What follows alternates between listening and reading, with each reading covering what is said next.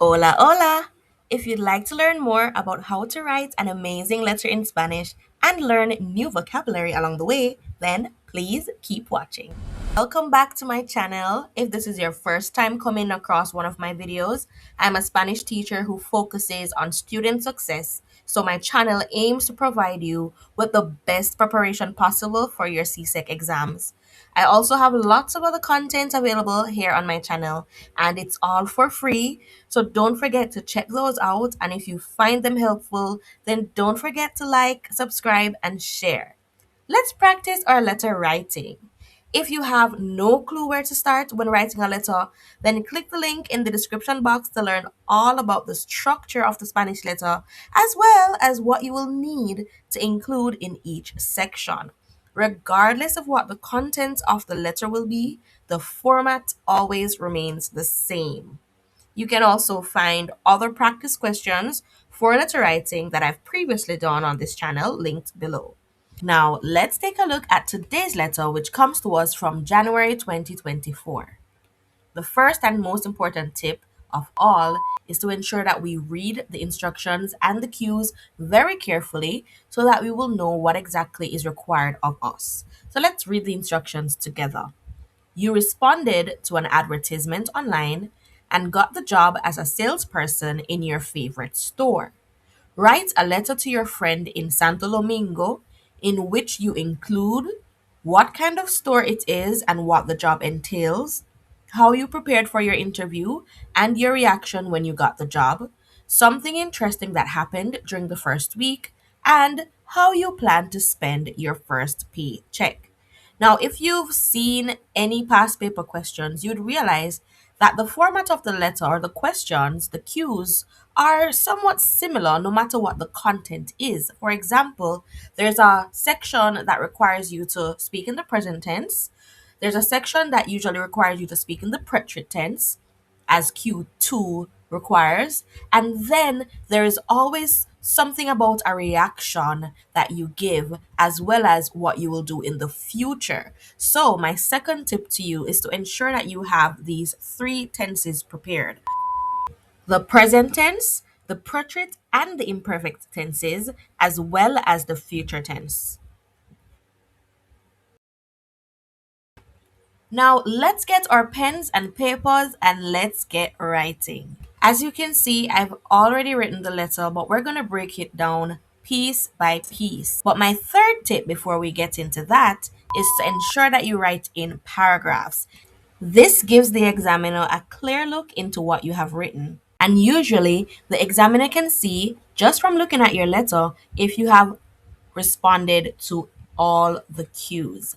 It also gives you, as the writer, more organization, and it helps you to sequence your thoughts properly and to also ensure that you have responded to everything. So, writing in paragraphs is a must. Now, let's take a look at what I've written by starting with the opening line.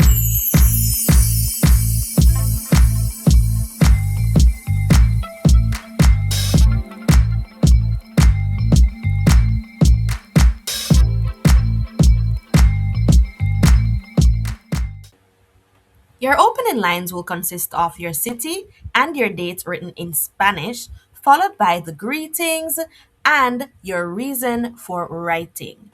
I have chosen New York as my city, but you can write from anywhere in the world. And then your date should be written in Spanish. So let's read the opening lines together. Nueva York, 21 de enero de 2026. Querida Marisol, hola mi amiga, ¿cómo están tú y tu familia? Yo estoy fantástica. De hecho, te escribo para decirte sobre mi nuevo trabajo. ¡Qué emocionante! As you can see, I've written my city and my date at the top right hand corner of my page, followed by my greeting to whomever I'm writing. And I'm writing to a girl in this case, so it should be querida, ending in an A. If you're writing to a male, it should be querido. Now, whoever you're writing to, we follow this with a colon, as you can see there. Then we have our greetings. Hi, my friend. How are you and your family? I am fantastic. In fact, I am writing in order to tell you about my new job. How exciting! Now, to transition to the first point, I stated, how exciting! So I use a transitional phrase, and this throughout your letter helps your letter to have great cohesion. Now, the first phrase or vocabulary that I'd like to point out is de hecho. And you can tuck this into your vocabulary pockets and remember it for future reference. Now, let's move on to the body of the letter. We have nicely introduced what the content of the letter will be by stating that we just got a new job as a salesperson in our favorite store. And the cues are what the body of the letter should now be about. So we can see in the first cue is where we should state what kind of store it is and what the job entails. Let's take a look at what I have written in my first paragraph.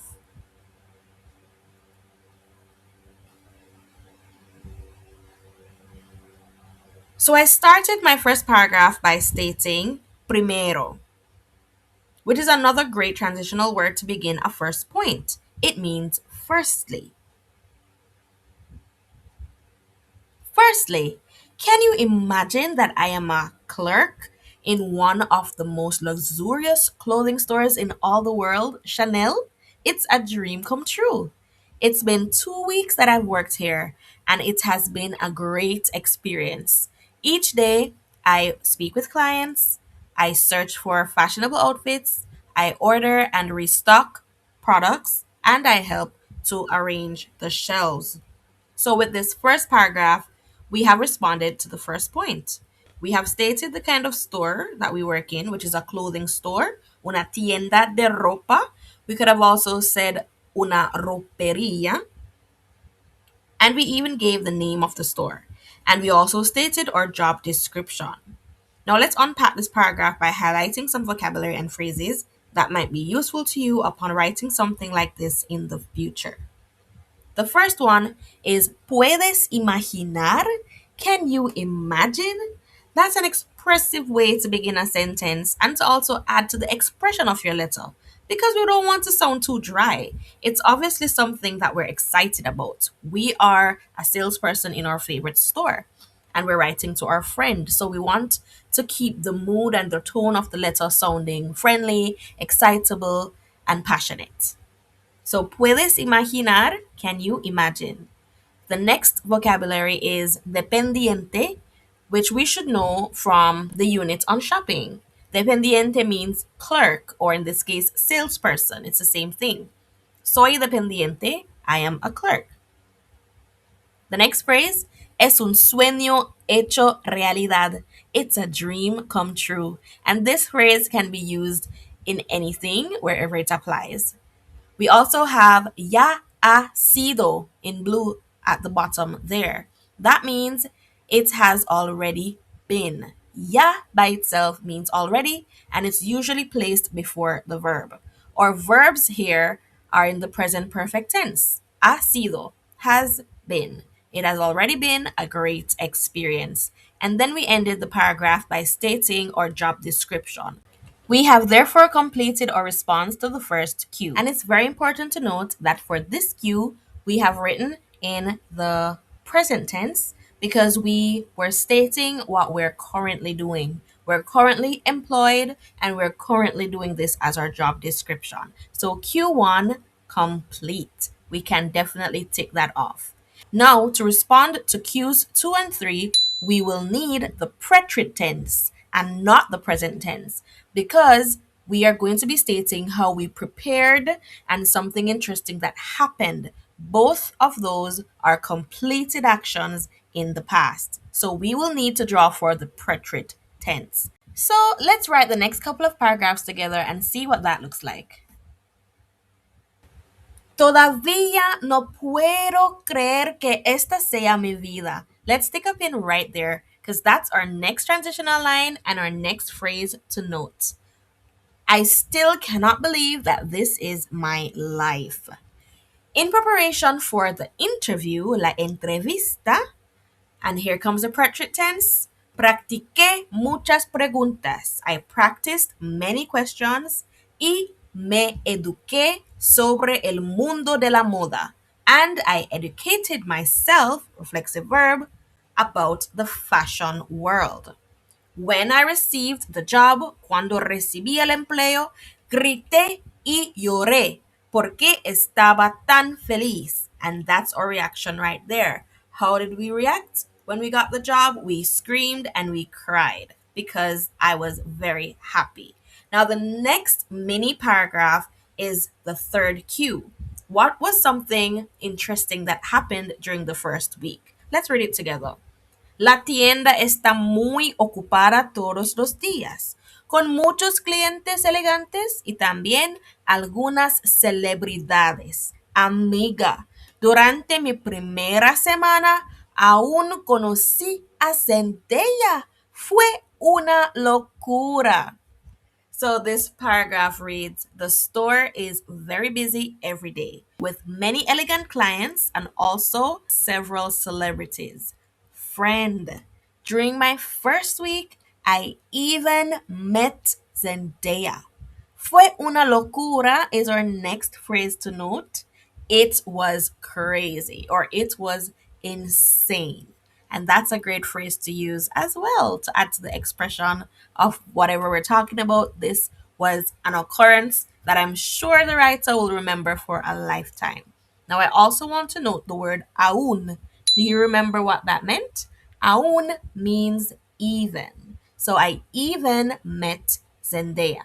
Now, all of our verbs here, as you can see, are in the present tense because they're highlighting something that was completed in the past. Now, let's write our final detail, which is how we plan to spend our first paycheck. Now, if you would recall what I said at the beginning of this video, the final cue is usually to be written about a future instance. What is something that you plan to do? So in this case, we can use the future tense or any one of the present future tenses, such as I am going to, yo voy a, or I plan to, yo planeo, or I intend to, anything that indicates our future plan.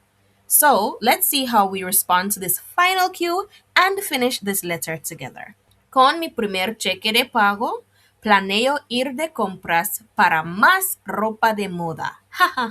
All right, so that answers the final cue. It says, with my first paycheck, I plan to go shopping for more fashionable clothes. And then she chuckled a bit at the end there. Now, this is very on brand because of the content of what we've been writing about so far. She works in Chanel. I'm sure she comes in contact with very fashionable clients. So, with her first paycheck, she would also desire to up her fashion game as well and buy more fashionable clothing. Now, we're going to go to our closing line because we have already responded to everything that this letter requires. So all we need to do is tie up the letter with a neat little bow by ensuring that we have our closing lines. We cannot end the letter abruptly. It will not speak to your organization or your cohesion. All right, so let's include some closing lines and then end this letter. So I stated ito and you. It's always good to reciprocate the question and to ask something that would require the person to write us back. ¿Cómo es tu verano? How is your summer? Escríbeme pronto, por favor. Write me soon, please. And then our final detail has to be la despedida y la firma, which is the farewell greeting and our signature. Just to note, a signature is not one of those fancy things that we do. It's basically writing our name at the end of the letter. And we are to use a fake name. And we can use a Spanish name just to stay on brand. So to end the letter, I have written simply tu amiga Rosalia. And we have written this on the right hand side of the page once again, and it will fall in line with the address that we had written at the top. Now, when we put it all together, this is how our completed letter looks. My final tip is to therefore give your letter a final read through, check for grammatical errors, and ensure that you have placed all of your accents. Also, double check if you have included all of the required details. We've stated that we work at a clothing store and that we are in charge of speaking with clients, organizing the merchandise, ordering new products, arranging the shelves. We stated that we prepared for our interview by asking questions and educating ourselves about the fashion world, as well as the fact that we cried and screamed when we got the job. Something interesting that happened during the first week was that we met Zendaya, and how we plan to spend our first paycheck is that we will go shopping for fashionable clothes. Check, check, check, check. And that therefore brings us to the end of the letter. Don't forget to like, share, and subscribe. And please comment below what you'd like me to do next. Thanks for watching. Gracias por mirar. All the best in your preparations. Adios.